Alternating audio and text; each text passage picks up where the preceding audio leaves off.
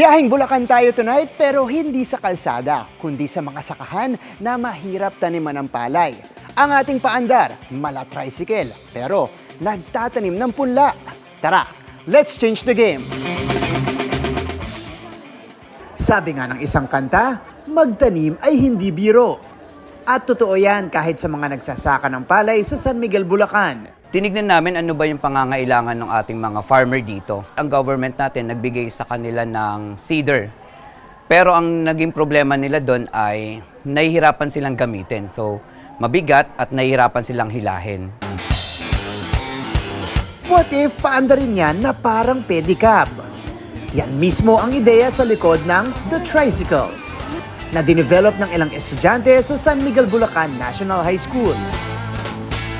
Mga kapuso, kasama natin ngayon ang dalawang miyembro na nag-imbento or mula dun sa grupong nag-imbento nitong tricycle seeder. Ako po ay isang anak ng farmer. So nakikita ko po yung ginagawa nila. Especially po ang ginagamit po kasi dito sa San Miguel, it really requires a lot of physical labor. Kailangan po mag-hire ng 3 to 4 workers. To solve that po, naisip po namin yung concept na gawing motorized po siya, and then yung pipe po niya is merong even spacing para po yung mga binhe is di mag-aaway sa nutrients. Ayun yung keyword dyan, evenly distributed. Bakit naman malabike? Tatlo po yung gulong. Parang ginawa lang po namin innovative. And for mobility din po. 4 months itong pinag-aralan at binuo ng kanilang grupo. Dito po natin lalagay yung palay. Pag umikot po ngayon yung gulong, makikita mo natin, ikot din po siya. Dito po siya sa mga hole, malalaglag. Sa isang ganito po, kaya po niya maglagay ng 2 kilos. 2 kilos. Yes po. Okay lang to. 8 kilos Yeah, 8 kaagad. kilos po. Grabe, oo nga. Pero paano nga ba ito paganahin? Ito po, friction clutch po siya. Okay. So kapag po binabahin mo na, siya, iikpit po to. Iikot po to. So may kadyan po dito, iikot din po yung gulong. Pag umikot po yung gulong, kasabay din po yung upper. Doon po magbabagsak po ng seat. Sobrang bagal lang po niya para po maging accurate po yung labas ng seat natin. Bukod sa pantay na distansya ng mga tanim, isang tao lang ang kailangan para paganahin ito. We conducted a survey for 20 farmers. And based po sa rating po is excellent quality. Meron pong operator seat, comfortable, and maganda po yung mobility. Subukan naman natin. It's really comfy and easy to use and effective. We would like to convert it into wet seeder, na kung saan kahit wet na yung land, pwede pa rin siyang gamitin ng mga farmer. There you have it mga kapuso, it's another amazing invention na kapag ka na-develop, mukhang magiging malaki ang impact sa agricultural sector. Para sa GMA Integrated News, ako si Martin Javier, changing the game!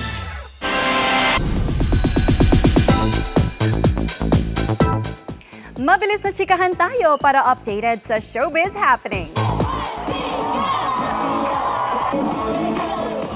2 days of splash and fun ang Waterbomb Manila 2025 last weekend. Lineup pa lang very star-studded na from K-pop artists gaya nila Chanyeol, Hwasa, Kang Daniel, Jessie at marami pang iba. Giving sweet boyfie vibes ang new IG upload ni V ng BTS. Kilig na kilig ang ARMY sa kanyang photo with red roses habang naka-military uniform. Pero ang isa sa kinakiligan ang buff photos ni V habang nasa gym. Tinapos na ng Sandigan Bayan 3rd Division ang paglilitis kina dating Quezon City Mayor Herbert Bautista at dating City Administrator Aldrin Cunha. Para po yan sa graft charges, kaugnay ng 25.3 million peso solar power project. Binayaran ng proyekto kahit wala umanong net metering system ang private contractor na bahagi ng kontrata. Huling tumestigo si Cunha na pumirma sa disbursement voucher. Paliwanag niya, pirmado na rin kasi ito ng city accountant at city treasurer na ibig sabihin umano ay kompleto na ang mga dokumento kaya pwede nang ma-release ang pera. Pinayagan ng korte ang depensa na magsumite ng formal offer of evidence habang bibigyan ng panahon ang prosekusyon na magkomento.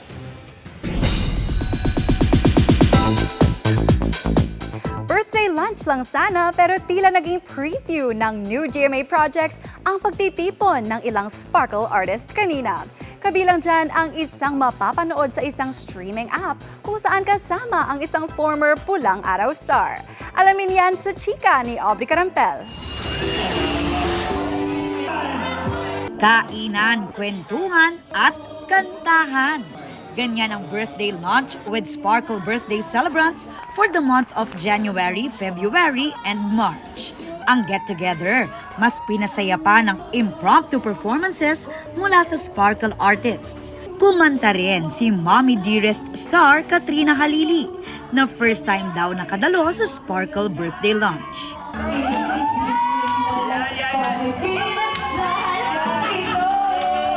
Kanina nakaka-nervous kasi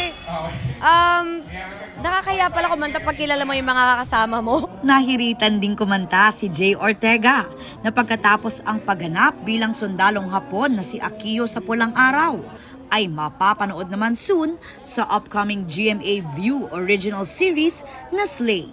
Very different din yung character tsaka yung mga co-actors ko syempre iba na din. So na-enjoy ko rin katrabaho sila dahil mas marami akong natututunan along the way.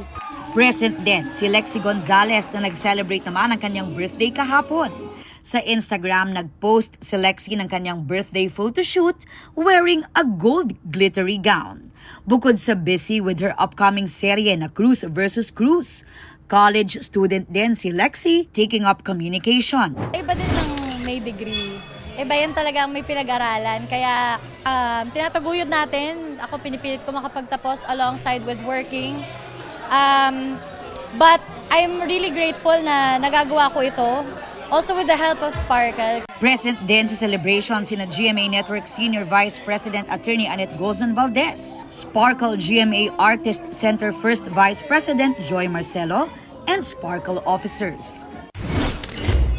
From Sparkle Birthday Lunch, diretso naman si Ashley Sarmiento sa red carpet premiere ng horror film na The Caretakers, kasama ang ka-love team na si Marco Massa.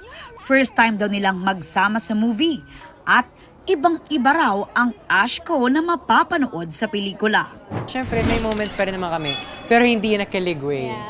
Weird way. This horror film is gonna be like family drama balance na katatakutan na po. Kumbaga meron po kanya-kanyang pinaglalaban yung families namin. So, sino nga ba ang mananaig sa dulo? Aubrey Carampel, updated sa showbiz happenings. Kaisa ang mga Pilipino sa panalangin para sa paggaling ni Pope Francis na 10 araw nang nasa ospital at nananatiling kritikal. Nakatutok si Mari Zumali. Nitong linggo sa gitna ng balitang kritikal ang lagay ni Pope Francis, binigkas ni Luis Antonio Cardinal Tagle ang espesyal na panalangin para sa Santo Papa sa Roma. This Sunday, we also pray in a special way for Pope Francis.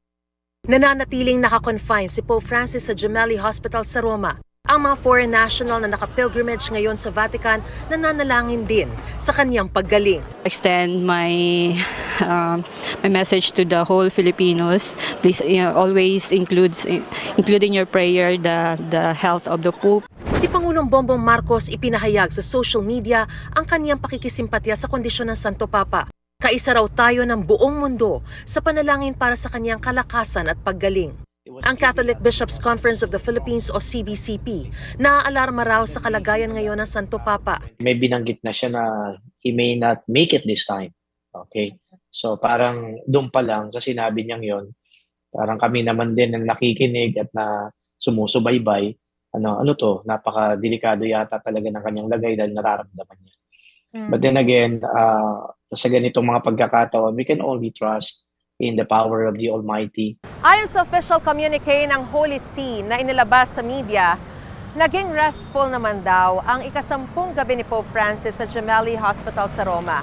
Sabi pa sa pahayag, and I quote, "The night went well, the Pope slept and is resting." End of quote.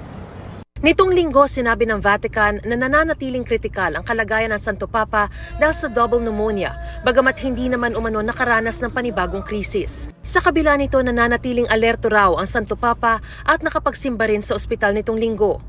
Sa kanyang social media, nagpasalamat din ang Santo Papa sa lahat ng nagdarasal para sa kanya. Partikular daw siyang tinamaan sa mga sulat at guhit ng mga bata. Hinikayat din ni Pope Francis ang lahat na ipagpatuloy ang misyon ng may saya at pagmamahal para sa kapwa. Para sa GMA Integrated News, Mariz Umali nakatutok, 24 oras. Sa kanyang podcast na Surprise Guest with Pia Arcangel, nagkaroon si Pia ng makabuluhan at masayang puntahan kasama ang ilang malalaking pangalan sa larangan ng sports, showbiz at iba pa. As parents, tayo talaga ang architect sa magiging future ng anak natin. Ngayon, mga influential na personalidad naman tulad ng business tycoons, tech innovators, award-winning artists, at iba pang industry leader ang makaka one-on-one ni Pia sa pinakabagong GMA Integrated News Podcast na Power Talks with Pia Arcangel na magsisimula sa February 26. Mabuhay and welcome to Power Talks. Excited si Pia para sa bagong podcast produced by GMA Digilabs. I hope that from the show, viewers and listeners will be able to pick up stories that they will learn valuable lessons that they can apply to their own lives as well. Sabi ni Senior Vice President and Head of GMA Integrated News, Regional TV and Synergy, Oliver Victor B. Amoroso, patuloy ang paghahanap ng GMA Network ng makabagong paraan para maabot ang audience sa iba't ibang online platform. First guest sa newest Kapuso podcast si Attorney Felipe L. Gozon, Chairman of the Board and Advisor at Chairman ng Programming Committee ng GMA Network. Dito nagkwento siya tungkol sa kanyang childhood. Oh yes, I was so malikot. I was all over the place. Pamilya. So sir, what are some of the biggest joys you have as a parent and as a grandfather? Well, to see my children succeeding. Life lessons. Early on, I already learned never to argue with my mother. You will never win. So why argue? Ang kanyang leadership style. I learned from that not to listen to excuses.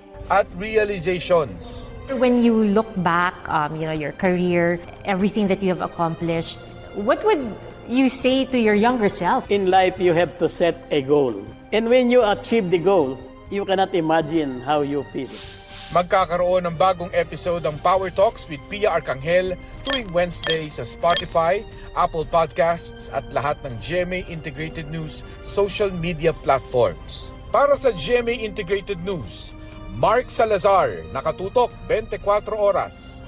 Wow, I can't wait for that. At yan ang mga buwan naman akong chika this Monday night. Sa ngalan ni Iya Arellano, ako po si Janina Chan. Miss Mel, Miss Vicky, Sir Emil.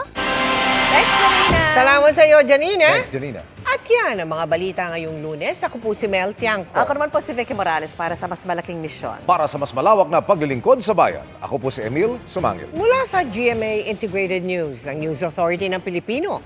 Nakatuto kami 24 oras.